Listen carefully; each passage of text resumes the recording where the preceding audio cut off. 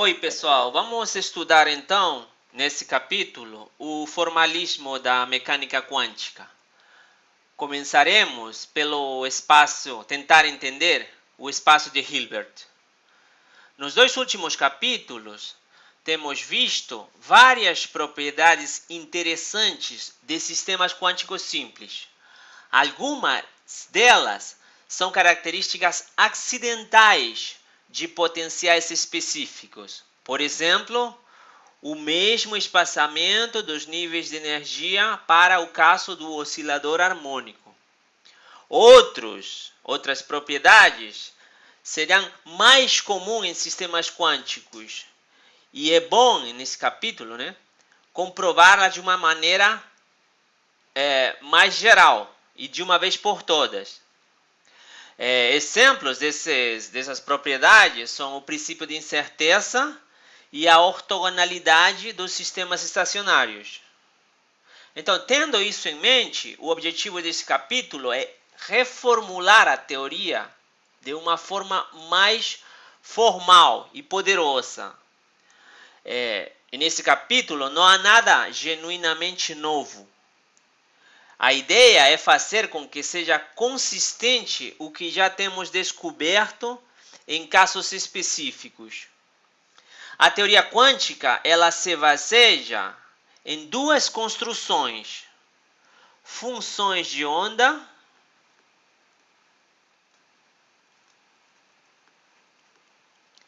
e operadores.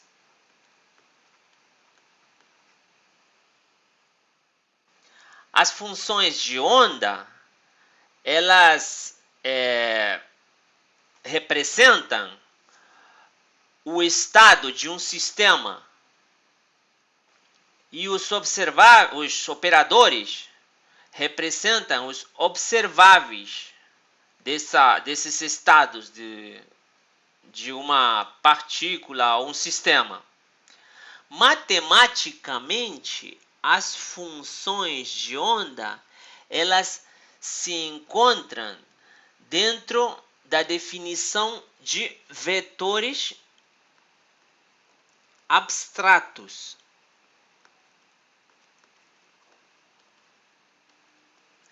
E os operadores, eles agem em cima das funções de onda como transformações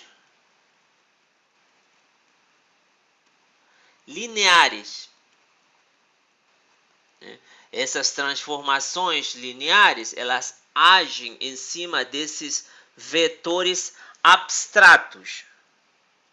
Então, a linguagem natural da mecânica quântica,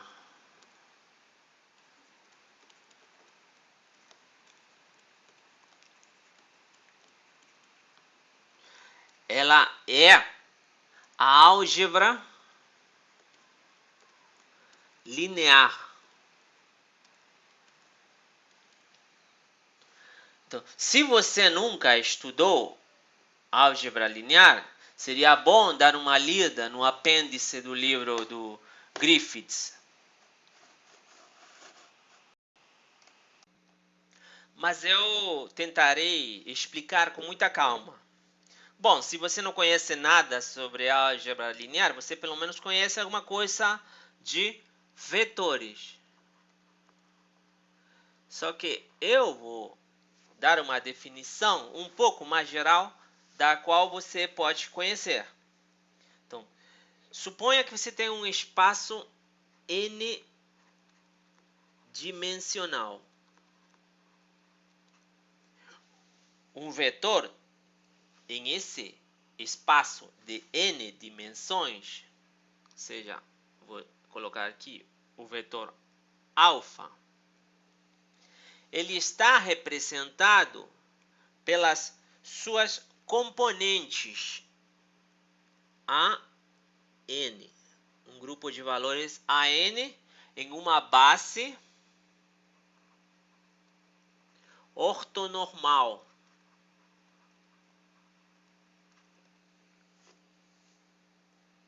Então, o vetor alfa ele é representado pelo vetor aqui, do jeito que você conhece, A, né, pelas suas componentes, em aquela base ortonormal, A1, A2 e assim até a nzão, porque são n dimensões.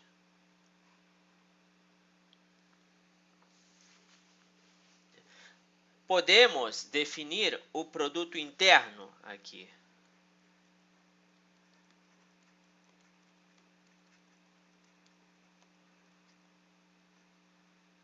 E aqui essas componentes, elas podem ser números complexos.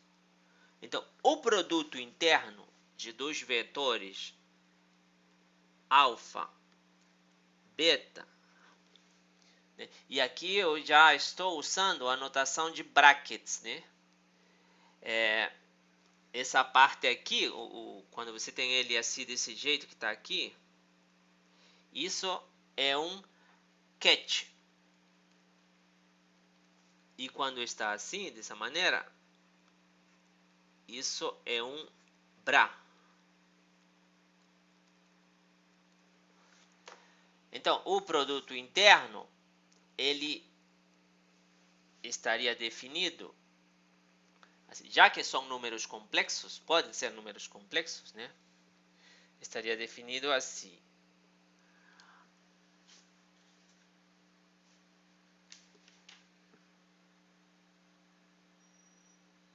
A1 complexo conjugado vezes B1 mais A2 complexo conjugado vezes B2 mais e assim até a nzão complexo conjugado B nzão.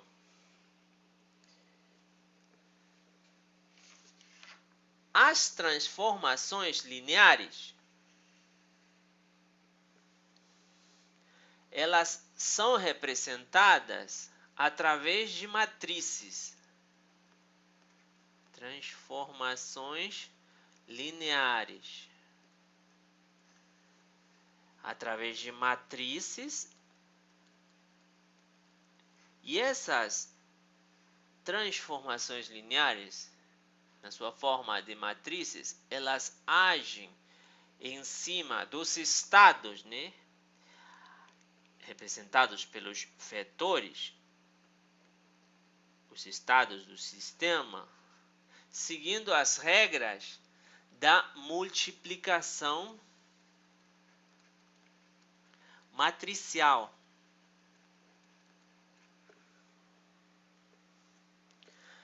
Então, digamos, você tem uma transformação em cima de um estado alfa, isso vai dar outro estado, digamos um estado beta. Então, isso está representado, o vetor B seria igual a matriz T em cima do vetor A. Essa matriz T é uma matriz comum de nzão dimensões, né? Aqui também essa matriz é uma base, está definida numa base ortonormal. Ambos, né? O vetor quanto à base, elas têm que ter a mesma dimensão, nesse caso, nzão, né? Então essa base seria T1, 1, é uma matriz, né? T2, 1 e assim até T nzão 1. E por aqui, esse aqui vai ir T, aqui é T1, 2 e assim até T1 nzão. E aqui também vai até T2 nzão. E esse cara aqui vai, e aqui também vai, até T nzão nzão. E isso age em cima do vetor A1, A2 até a nzão.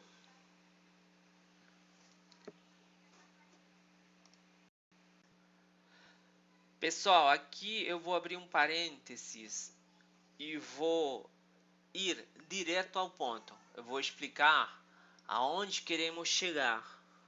O livro ele explica o espaço de Hilbert de maneira coerente, sequencial, mas o problema é que para quem lê pela primeira vez esses conceitos ou que os livros tentam explicar, pode ser confuso, porque você pode confundir os conceitos, o que o livro diz, você pode confundir com outra coisa, mas o que o livro diz está correto. Tá? Então eu vou, para evitar esse problema, eu vou ir diretamente ao ponto, aonde queremos chegar. Tá? Eu vou abrir aqui o Scratch e eu vou fazer uma analogia direta com os vetores e com o que temos visto de função de onda e estados estacionários. Tá? Então, em vetores você sabe, digamos, se tem um vetorzinho A, você sabe que ele, digamos, vamos devagar. Digamos, ele está em 3 dimensões. Ele tem uma componente AX na direção Y, uma componente AY na direção J e uma componente AC na direção K. Isso se fossem 3 dimensões. Mas agora estamos tratando N dimensões. Né? Então, o vetor A, ele teria uma componente A1 na direção 1, mais uma componente A2 na direção 2, mais e assim, até uma componente AN na direção N. N dimensões, né? Dizemos que esse aqui é um espaço vetorial, né? Todos os vetores, qualquer vetor, B, ele pode ser representado, ele vive nesse espaço vetorial e pode ser representado como uma combinação linear desses vetores unitários aqui. Então, seria uma combinação linear de um BI, uma amplitude, né, um peso BI de I igual a 1 até Nzão, isso vezes o respectivo vetor unitário, né? Estou representando aqui qualquer B que vive nesse espaço vetorial de N dimensões.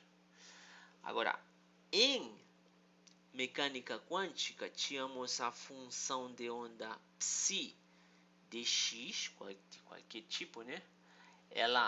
E vimos que ela era uma combinação linear, e aqui era nzinho, né, de nzinho igual a 1 até, às vezes, infinito. De que? De um coeficiente Zn vezes uma função psi n de x que chamávamos de estado estacionário. Podíamos expressar ela na sua maneira expandida, né? Seria um C1 psi1 de x mais um C2 psi2 de x e assim. Só que aqui nesse caso teríamos infinitas dimensões, né? Porque n vai de 1 até o infinito. Então aqui teríamos infinitas dimensões. Então há uma analogia entre os vetores que vocês conhecem e as funções de onda. Né? Eu vou mudar a cor aqui para ver o que é análogo com o que. Esses pesos aqui, A1, A2 e AN, seriam análogos a esses pesos aqui, esses coeficientes C1, C2 e assim até infinito. E esses vetores unitários que definem o espaço vetorial, né, de n dimensões, seriam os análogos desses estados estacionários, esses infinitos, nesse caso, estados estacionários. Então, qualquer função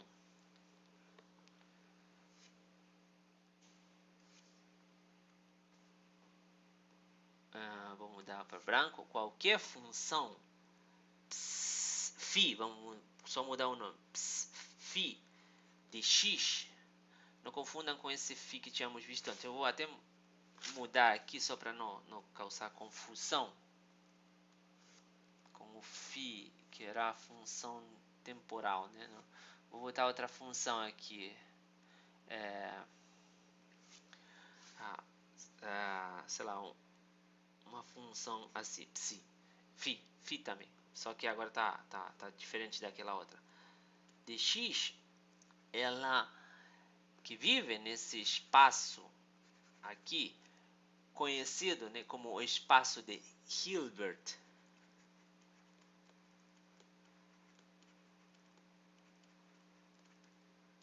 Para os físicos, ou L2 para os matemáticos, ele seria essa função qualquer, φ de x, ela seria uma combinação linear de n, nesse caso, né, nzinho igual a 1 até infinito, de um peso, que eu vou colocar aqui uma outra letra, sei lá, d, de n, vezes o psi, o estado estacionário, n de x.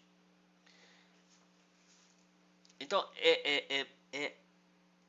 essa é uma explicação assim direta e um pouco simples e tenho pulado toda a rigorosidade necessária, né? Então vamos agora ver como seria mais formalmente essa explicação, tá? Então, assim como um vetorzinho A, ele vive em um espaço vetorial, precisamos um espaço vetorial também para a nossa função de onda. Olha lá, um lugar onde ela viva, esse espaço vetorial também. Só que esse aqui é mais abrangente. Então, podemos escolher como espaço aqui, podemos escolher como espaço vetorial para ela todas as funções, o conjunto de todas as funções de x. Mas sabemos que essa função ela tem que ter uma propriedade, né? A integral, ela tem que ser normalizável. Psi ao quadrado de dx tem que ser igual a 1. Né? Então, não servem todas as funções, servem apenas o conjunto de funções, né? F de x, cujo quadrado seja integrável. Quer dizer, a integral dessa função de x ao quadrado de dx tem que ser menor que infinito, né? Tem que ser integrável. O quadrado dela tem que ser integrável. Isso aqui pode ser de menos infinito até infinito. Então, nos interessa o conjunto de funções, todas as funções f de x, cujo quadrado seja integrável. E é aí onde a nossa função de onda vai viver da mesma. E essa seria o nosso espaço vetorial para essa função de onda. Assim como o espaço vetorial ele é onde vive esse vetorzinho A. Então, esse conjunto de funções ele é chamado de espaço de Hilbert. Para os físicos, ou ele quadrado para os matemáticos. E a nossa função de onda vive em esse espaço de Hilbert. Uma vez definido esse espaço de Hilbert, e tem que se cumprir, deve se cumprir o seguinte: para definir o espaço de Hilbert, deve se cumprir o produto interno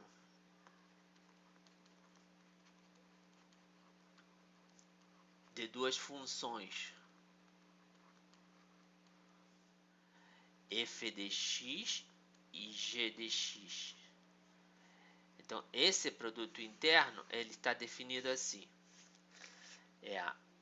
Eu posso colocar aqui f na notação de bracket e g. Produto interno de f e g é a integral de f de x complexo conjugado de g de x, d de x. Então, se as funções f de x e g de x, se os quadrados dela, aqui temos f de x, o quadrado dela é integrável, né? Se, agora as duas coisas, para f e para g, se cumpre essa propriedade aqui, ela é integrável, então esse produto interno ele converge a um número finito. Então, se f de x e g de x tem o quadrado integrável, vou chamar assim, então esse valor aqui, estrelinha, converge para um número finito. Essa propriedade, né, ela é consequência da desigualdade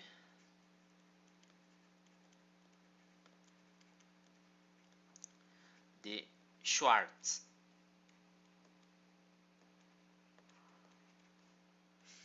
Que diz o seguinte: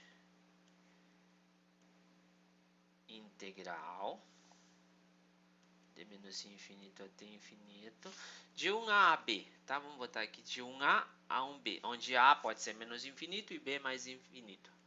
De f de x complexo conjugado g de x, d de x, valor absoluto disso é sempre menor ou igual que a raiz quadrada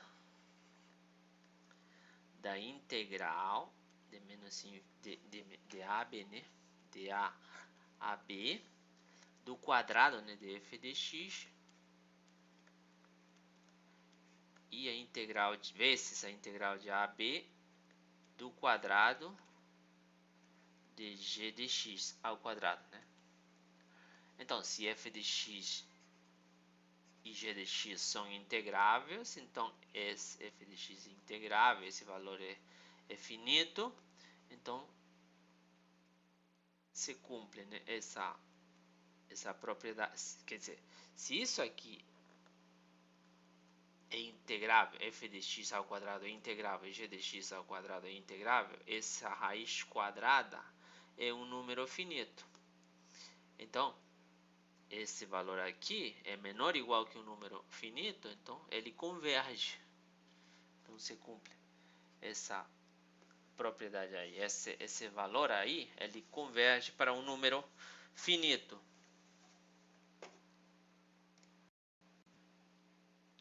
Vamos definir aqui algumas propriedades, então, desse produto interno.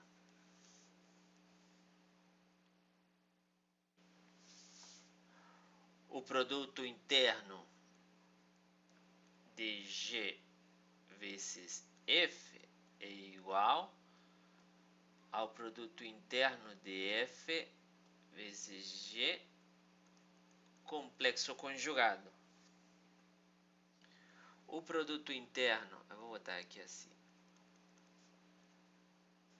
O produto interno da função f por ela mesma vai ser igual a integral de menos infinito até infinito de f de x ao quadrado de dx. E esse valor é real e não negativo.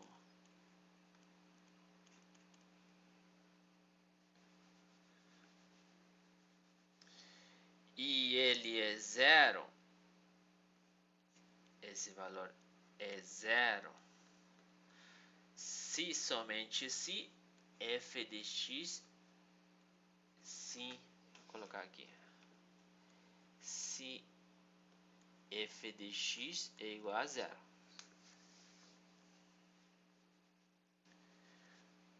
Aqui outra propriedade. Um set de funções f n de x é ortonormal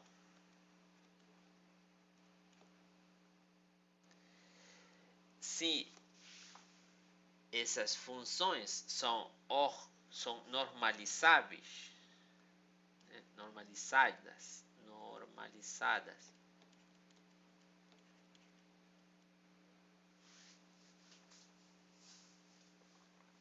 E se elas são mutuamente ortogonais, quer dizer que o produto interno de fm e fn tem que ser igual a zero quando m é diferente de n e tem que ser igual a 1 quando m é igual a n. Isso é a delta de Dirac. E finalmente, eu vou botar aqui desse outro lado. E finalmente,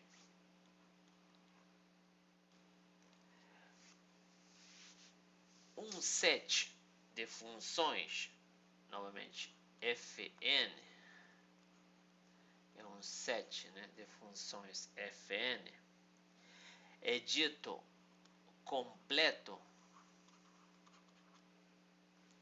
se qualquer outra função no espaço de Hilbert, f de x, por exemplo, pode ser expressada como uma combinação linear dessas funções daquele set Cn, Fn de x, de n igual a 1 até o infinito, né? Se nzinho for infinito. Então, ele se disse que é completo se isso é verdade. Você pode expressar f de x como uma combinação linear de aquele set. E essa f de x é qualquer uma no espaço de Hilbert.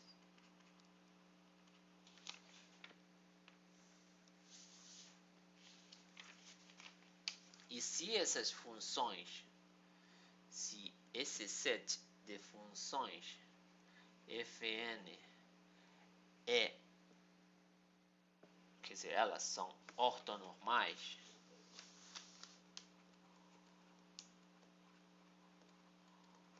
quer dizer, se cumpre isso aqui, então você pode encontrar os coeficientes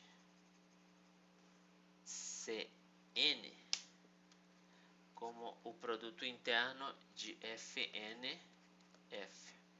tínhamos visto isso antes, né? Então, um exemplo de um set completo em um intervalo, entre aspas, finito, né? De 0 a A, em esse intervalo, você pode dizer que o poço quadrado infinito, os estados estacionários, né, do poço quadrado infinito.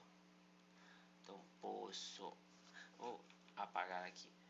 No caso do poço quadrado infinito, os estados estacionários psi_n de x, eles formam um set completo no intervalo de 0 a A. Quando você integra, em vez de colocar menos infinito até infinito, coloca de 0 a A. Mas isso aqui eu acho que é verdadeiro para menos infinito e mais infinito, porque fora dessa região a função de onda ela vale zero, né? No caso do poço quadrado infinito. Então, outro exemplo de um set completo é o oscilador harmônico. Aí nesse caso também os estados estacionários eles formam um set completo em um intervalo de menos infinito até infinito.